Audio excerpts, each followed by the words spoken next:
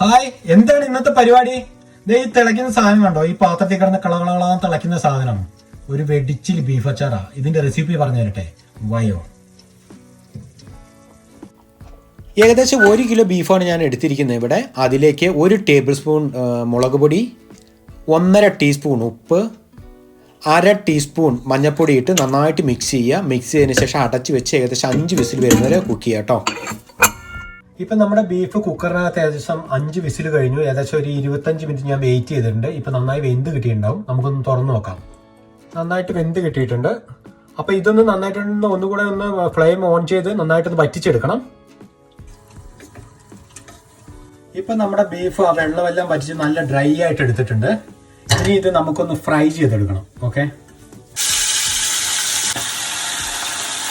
നന്നായിട്ട് വെള്ളമൊക്കെ ഒന്ന് പോകുന്ന രീതിയിൽ നല്ല രീതിയിൽ തന്നെ ഫ്രൈ ചെയ്തെടുക്കാം. നമുക്ക് ഒരു 7 to 8 മിനിറ്റ് മതിയാകും ഒന്ന് ഫ്രൈ ചെയ്യാൻ വേണ്ടിയിട്ട്. ആദ്യത്തെ 1 മിനിറ്റ് ഹൈ ഫ്ലെയിമിൽ ഇടുക, ബാക്കിയുള്ളത് മുഴുവൻ മീഡിയം ഫ്ലെയിമിൽ ഇട്ടിട്ട് നന്നായി ഫ്രൈ ചെയ്ത് എടുക്കുക കേട്ടോ. ഒരു 7-8 മിനിറ്റ് കൊണ്ട് റെഡിയാവും. ഒരുപാട് ഫ്രൈ ചെയ്ത് ഹാർഡാക്കി എടുക്കരുത്, ഒരു മീഡിയം ലെവലിൽ തന്നെ ചെയ്തെടുക്കുക.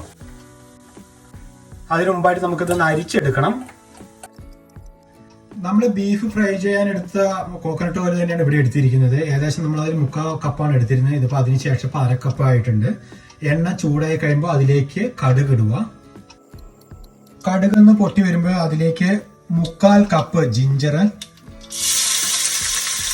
3/4 കപ്പ് ഗാർലിക്, ഒരു 6 ഗ്രീൻ ചില്ലി ചോപ്പ് ചെയ്തത്, പിന്നെ ഒരു 4 തണ്ട് കറി ലീവ്സ്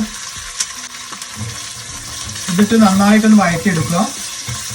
നല്ലപോലെ ഒന്ന് വഴറ്റിയെടുക്കണം. ഏകദേശം ഒരു 9 to 10 മിനിറ്റ് വേണ്ടി വരും നമ്മൾ നന്നായിട്ട് വഴറ്റി വരാനായിട്ട്. ഒരു 2 മിനിറ്റ് കഴിയുമ്പോൾ നമ്മൾ 1 ടേബിൾ സ്പൂൺ ഉപ്പ് കൂടെ ചേർക്കണം. ഇതിപ്പോൾ ഏകദേശം 10 മിനിറ്റ് ആയിട്ടുണ്ട്. വെളുത്തുള്ളിയും ഇഞ്ചിയൊക്കെ നന്നായി ഫ്രൈ ആയിട്ടുണ്ട്. ഇനി നമുക്കിതിലേക്ക് മുളക് പൊടി ചേർക്കണം. മുളക് പൊടി ചേർക്കുന്നതിന് മുമ്പായിട്ട് ഇത് നല്ല ഹൈ ടെമ്പറേച്ചർ നിൽക്കുന്ന കണ്ടീഷനാണ്. അപ്പോൾ ഇതിൻ്റെ ഒപ്പം തന്നെ മുളക് പൊടി ഇട്ട് വെച്ചാൽ എല്ലാം കരിഞ്ഞു പോകാൻ ചാൻസ് ഉണ്ട്. അതുകൊണ്ട് നമ്മൾ സ്റ്റൗ ഓഫ് ചെയ്യുന്നു. ഓഫ് ചെയ്തതിന് ശേഷം നമുക്ക് മുളക് പൊടി ചേർക്കാം. ഇനി നമുക്ക് ഇതിലേക്ക് ഏകദേശം 4 ടേബിൾ സ്പൂൺ കാശ്മീരി ചില്ലിയാണ് ഞാൻ ചേർക്കുന്നത്. 1/2 ടീസ്പൂൺ മഞ്ഞൾപ്പൊടി, 1/4 ടീസ്പൂൺ കായപ്പൊടി ചേർക്കുന്നുണ്ട്. കായപ്പൊടി വേണവർക്ക് ചെയ്യാം, ഇല്ലാത്തവർക്ക് താല്പര്യമില്ലാത്തവർക്ക് വേണ്ട, ഓപ്ഷനിലാണ് കേട്ടോ. ഒന്ന് ജസ്റ്റ് ഒന്ന് മിക്സ് ചെയ്ത് കൊടുക്കുക. ഇപ്പൊ ഞാൻ സ്റ്റവ് ഓൺ ചെയ്ത് മീഡിയം ഫ്ലെയിമിൽ വെച്ചിട്ടുണ്ട്. മീഡിയം ഫ്ലെയിമിൽ വെച്ച് ഏകദേശം ഒരു 1/2 മിനിറ്റ് ആകുന്നതിന് മുമ്പ് തന്നെ നമ്മൾ നേരത്തെ ഫ്രൈ ചെയ്ത് വെച്ചിരുന്ന ബീഫ് ഇതിലേക്ക് ഇടുക കേട്ടോ. ഇത് നന്നായിട്ടൊന്ന് ഇളക്കി യോജിപ്പിക്കുക. ഇനി നമുക്ക് ഇതിലേക്ക് 1.5 കപ്പ് വിനാഗിരി കൂടെ ചേർക്കാനുണ്ട്.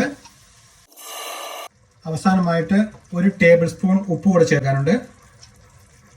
അത് നന്നായി മിക്സ് ചെയ്തെടുക്കുക. ഇനി ഈ ടെമ്പറേച്ചറിൽ വെച്ച് കഴിയുമ്പോൾ കുറുകി വന്നോളും. മിനിമം ഒരു 8 മണിക്കൂർ വെയിറ്റ് ചെയ്തിട്ട് കഴിക്കുന്നതാണ് കേട്ടോ നല്ലത്. തന്നെ ഒരു കാര്യം ഒന്ന് ശ്രദ്ധിക്കാനുള്ളത്, നമ്മൾ ഇട്ട് വെക്കുന്ന ഇത് കണ്ടെയ്നറിലും എടുക്കുന്ന സ്പൂണിലും വെള്ളമൊന്നും ഉണ്ടാവാതെ സൂക്ഷിക്കുക. എയർ ടൈറ്റ് ആയ കണ്ടെയ്നറുകൾ ഉപയോഗിക്കുക. അപ്പോൾ എല്ലാവരും ഒന്ന് ട്രൈ ചെയ്യുക. Okay, thanks for watching. Thank you, by.